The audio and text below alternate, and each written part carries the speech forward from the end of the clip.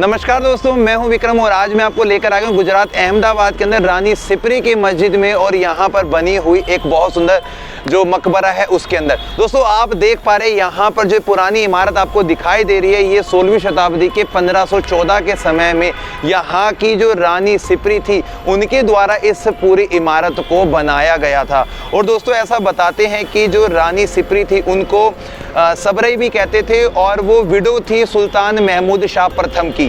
और ये जो पूरा आपको हिस्सा बना हुआ दिखाई दे रहा है ये मुजफ्फर शाह द्वितीय के समय में बना हुआ है, जिनका शासनकाल 1511 में शुरू हुआ था और 1526 तक उनका शासनकाल रहा था। तो आप यहाँ पर इतनी सुंदर आर्ट को देख सकते हैं। सामने की तरफ नमाज पढ़ने के लिए मस्जिद बनाई गई है। ऊंची ऊंची यहाँ पर कॉर्नर में मीनारें देखने को मिलेंगी, पत्थरों पे बारीक काम जो यहाँ पर महमूद बेगड़ा के समय से और यहाँ के अहमद शाह प्रथम के समय से चलता आ रहा है, उस काम को आप यहाँ पर बहुत बखूबी तौर पर देख सकते हैं।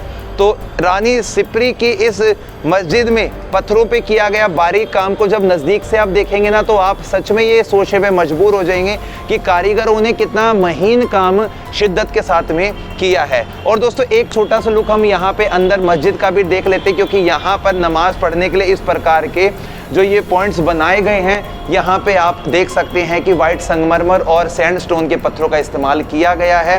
काफ़ी सारे पिलर यहाँ पर इस्तेमाल में लाए गए हैं और इस दिशा की तरफ में मुंह करके नमाज पढ़ी जाती है, जिसे बोलते हैं काबा की तरफ मुंह करके या पूर्व दिशा की तरफ में मुंह करके।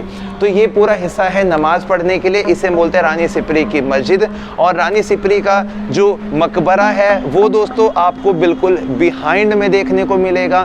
नीचे की तरफ जालीदार काम आप यहाँ देख सकते हैं कि कितना बारीक काम किया गया है। हमने ना ऐसा नोटिस किया है कि अहमदाबाद की जितनी भी इमारतें हैं ना वो भारत के अलग अलग राज्यों की इमारतों से बिल्कुल अलग है।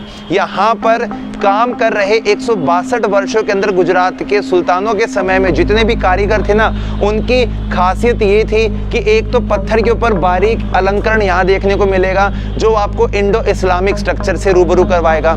सेकेंडरी यहाँ पे जो जालियों का बारीक काम आप देखेंगे ना तो आपको ये समझ में आएगा कि हर एक जाली पे कुछ अलग डिज़ाइन यहाँ पर कारीगर ने उकेरने की कोशिश करी है। और पास की तरफ में जो बाकी कब्रें यहाँ बनी है ये इन्हीं के घर परिवार के मुख्य लोगों की हुआ करती थी, जो आज यहाँ पर आपको देखने को मिल रही है। तो ये बैक साइड वाला पोर्शन है, स्क्वायर फॉर्म में बना हुआ है और ऊपर की तरफ आप इसके बड़े डोम को भी देख पा रहे हैं। तो रानी सिप्री जो कि रानी सबरई के नाम से भी जानी जाती थी। और दोस्तों यहाँ पर जो गुजरात के शासक हैं इनका शासनकाल 1411 से लेकर 1573 तक चला था।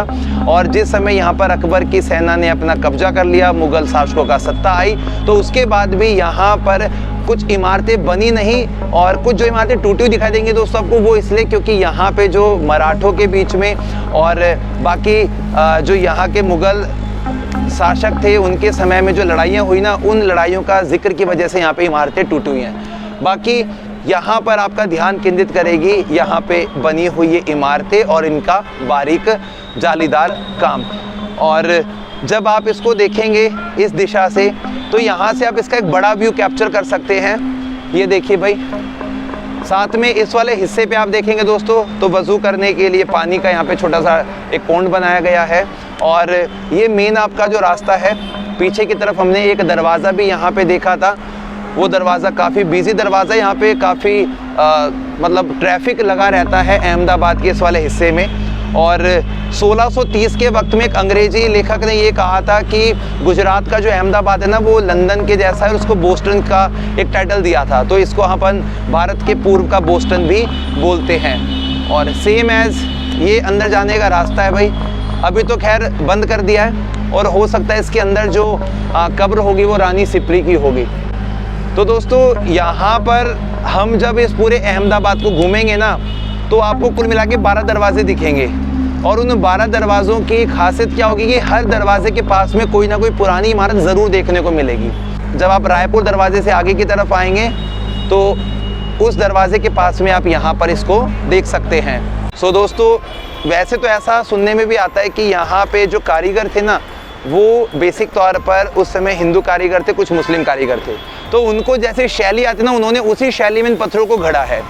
तो ये सारा काम यहाँ के सुल्तानों के मद्देनज़र ही हुआ है। और पहले यहाँ का जो पुराना नाम था वो कर्णावती था। तो इस प्रकार से अहमदाबाद को राजधानी पाटन से बदलकर अहमद शाह प्रथम ने बनाया था। अब हम आ गए दोस्तों अहमदाबाद की सबसे खूबसूरत दिखने वाली यहाँ की मस्जिद, जिसे हम झूलती हुई मीनारों के नाम से भी जानते हैं और इसे हम सिद्दी बशीर की मस्जिद के नाम से यहाँ पे जाना जाता है। और दोस्तों आज के वक्त में इस मस्जिद का जो बाहरी हिस्सा है, जिसमें आपको दो ऊंची ऊंची मीनारें दिखाई देंगे, सिर्फ यही वाला भाग यहाँ पर बचा हुआ है।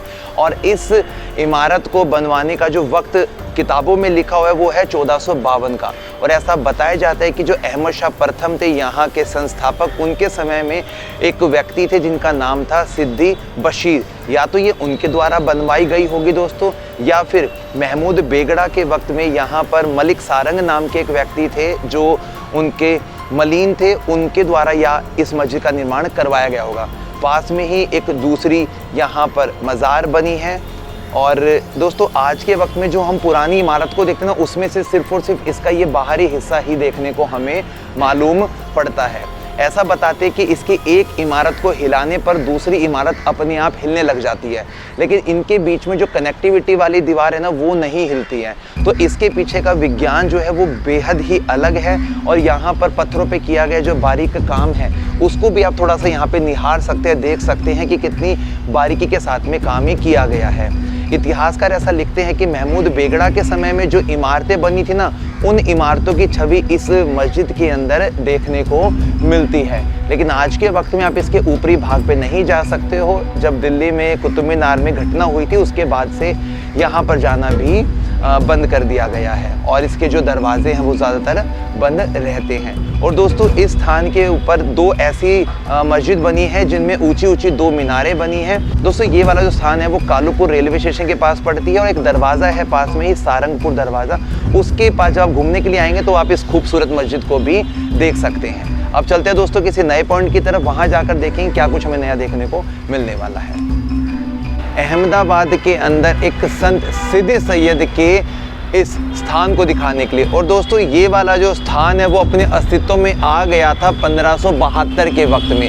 और जो सिद्दी सैयद साहब हैं ये हबशा नामक एक स्थान है इथोपिया का, वहाँ से यमन आए और यमन से फिर ये गुजरात में आए और एक जाने माने संत हुआ करते थे। उन्होंने यहाँ के सुल्तानों के अधीन रहकर अपना जो कार्य है वो किया, अपना योगदान दिया और उसके बाद में इस पूरी मस्जिद का निर्माण यहाँ पर करवाया गया।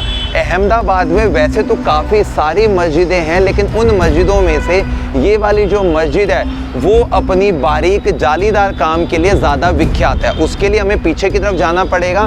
तब तक आप दोस्तों यहाँ के इस पूरे स्ट्रक्चर को देख सकते हैं।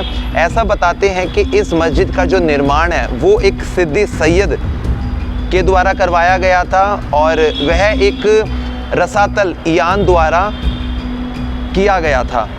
जो गुजरात के 10वें शासक थे महमूद शाही, जिनका शासनकाल 1537 से 1553 का था और ये सूरत के राज्यपाल थे।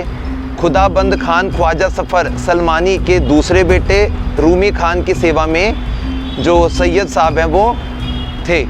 और जो सिद्दी सैयद साहब हैं ये बाद में गुजरात के जो अंतिम सुल्तान की सेना में प्रसिद्ध जनरल बिलाल झाजर खान के निजी अनुचर के रूप में कार्यरत थे। ऐसा बताते हैं कि बहुत ज़्यादा विद्वान व्यक्ति थे, इनके पास काफ़ी सारे पुस्तकें थी। और आज के वक्त में जब आप इस पूरे हिस्से को देखेंगे, यहाँ पे लोग 5 वक्त की नमाज पढ़ते हैं और यहाँ पर इसका जो कंस्ट्रक्शन है वो इसकी वास्तुकला को आपके सामने पेश करेगा।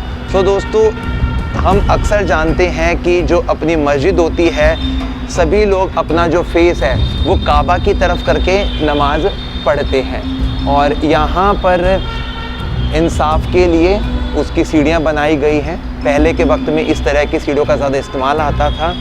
और ये आप जो पूरी इमारत देख रहे हैं 1572 के वक्त की इमारत बताई जाती है। और दोस्तों 1576 के वक्त में जो सिद्दी सैयद साहब थे उनका इंतकाल हो गया था। यहाँ पे भी कुछ डिटेल्स आप देख सकते हैं। और इस पूरे हिस्से के अंदर यदि हम बाहर की तरफ थोड़ा सा नज़र गड़ाते हैं तो हम यहाँ पर काफ़ी सारी कब्रें देखेंगे और इन्हीं कब्रों में से एक जो कब्र है वो सिद्दी सैयद साहब की कब्र है और कुछ उनके परिवार के लोगों की है, कुछ उनके अनुयायियों की है। सामने की तरफ उनके नाम भी लिखे हुए हैं, आप देख सकते हैं। और यहाँ पर भी काफ़ी सारी कब्रें हैं। सो दोस्तों ये पूरा जो हिस्सा है आज के वक्त में नमाज़ पढ़ने के लिए काम में आता है और ये एक पुरानी इमारत है। अब दोस्तों हम इसके ना बैक वाले पोर्शन में जाएंगे, वहाँ जाके उस जालीदार काम को काफ़ी नज़दीकी से देखने की कोशिश करेंगे। सीदी सईद मस्जिद के पीछे वाले हिस्से में हम यहाँ पर इसकी जो बारीक महीन नक्काशीदार यहाँ पर जालियाँ हैं, जिसमें हम देख पा रहे ट्री ऑफ लाइफ को और बहुत सारी बारीक खिड़कियाँ जिनके अंदर एक ही पत्थर में काम किया गया है। बताते दोस्तों अंग्रेजी हुकूमत के समय में इसे यहाँ पे इनका ऑफिस बनाया गया था और न्यूयॉर्क और लंदन के म्यूज़ियम में 1880 के समय में यहाँ के इसी डिज़ाइन को लकड़ी के ऊपर उकेर के म्यूज़ियम में रखा गया है। यहाँ पर इस डिज़ाइन को पेपर कटिंग के ऊपर ले जाया गया था और इसी डिज़ाइन को इन्होंने अपने म्यूज़ियम में सजा के रखा था 1880 के वक्त में।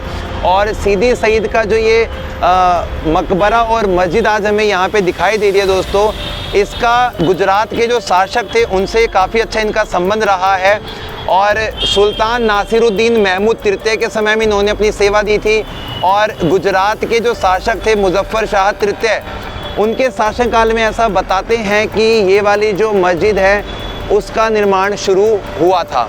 तो दोस्तों इन्हीं सभी शब्दों के साथ में हम इस पॉइंट को ये ख़त्म करते हैं और बाकी देखेंगे क्या कुछ हमें देखने को यहाँ पे मिलने वाला है।